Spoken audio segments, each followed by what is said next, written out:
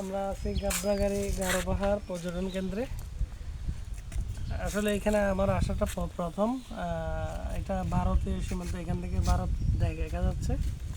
তো এই আমাদের ঠিক উল্টা পাশে হচ্ছে ভারত, উল্টা পাশে মানে ঠিক পিছন দিকটাতে, আমাদের উল্টা পাশে ভারতের ওই মেঘালয় দিকটাতে ভারত। হ্যাঁ, ওটা হচ্ছে ভারতের মেঘালয়। আমরা মেঘালয়ের একদম সীমান্ত ঘেঁষা এলাকায় আছি। তো আমরা হয়তো একটু গেলে ওখানে দেখা যাচ্ছে ভারতের বিএসএফ এবং বাংলাদেশের বিজিবি।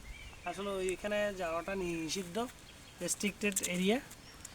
তো ওই জন্য ওদিকে গেলাম না আমরা।